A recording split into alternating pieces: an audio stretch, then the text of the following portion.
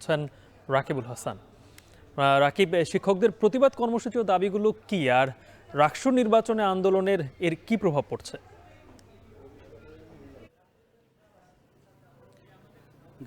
গেল ২০ তারিখে আসলে পোষ্যকোটা পুনর্বহলের যে আন্দোলনে ছিল, শিক্ষার্থীরা অনশনে ছিল, পরবর্তীতে বিক্ষোভ কর্মসূচি, তারপরে কিন্তু উপাচার্যকে শিক্ষার্থীরা আটকে দেয়। তারা যুক্তি ভবনে ঢোকার সময় শিক্ষার্থীদের সাথে তাদের ধস্তাধস্তি হয় এবং কর্মকর্তাদেরও ধস্তাধস্তি হয়।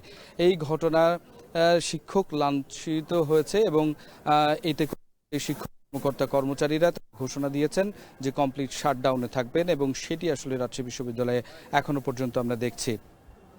এখান থেকে আজকে সকালবেলা কিন্তু তারা অবস্থান ধর্মঘট পালন করেছে এবং তার পরবর্তীতে মানববন্ধন করেছে। সেই মানববন্ধন থেকে তারা যেটি বলেছেন যে যারা সেই সমস্ত লাঞ্ছনার ঘটনায় যুক্ত ছিল তাদেরকে আসলে ছাত্রত্ব বাতিল করতে হবে, তাদের ফৌজদারি আইনে আসলে বিচার হতে হবে। এইটা ছাড়া তারা কিন্তু তাদের যে কর্মসূচি সেখান থেকে তারা সরে আসবেন না এবং তারা বলছেন যে রাকসু আসলে রাকসুর মতো চলবে এবং সেক্ষেত্রে তারা কোনো ধরনের হস্তক্ষেপ করবেন না।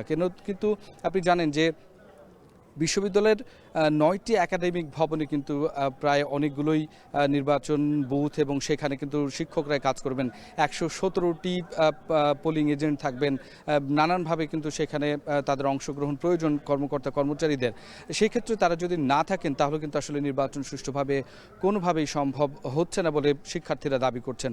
অন্যদিকে আসলে প্রার্থী যারা আছেন তারা কিন্তু বেশ কয়েকটি প্যানেল, বিশেষ করে 4টি প্যানেল ছাত্রদল, তারা বলেছেন যে শিক্ষার্থীদের উপস্থিতি ক্যাম্পাসে কম এবং এই সমস্ত উদ্ভূত পরিস্থিতিতে কিন্তু আসলে শিক্ষার্থীরা না থাকার কারণে যে পরিস্থিতি তৈরি হয়েছে তাতে তারা বলেছে যে এই নির্বাচন আসলে পিছিয়ে দেওয়া উচিত এবং তারা স্মারকলিপি দিয়েছে নির্বাচন কমিশনকে এবং নির্বাচন কমিশন যেটি বলছেন যে বিকেল 5টার সময় তারা এই নিয়ে বসবেন এবং পরবর্তীতেই আসলে চূড়ান্ত সিদ্ধান্ত জানানো হবে।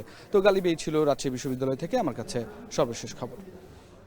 যুক্ত ছিলেন রাকিবুল হাসান।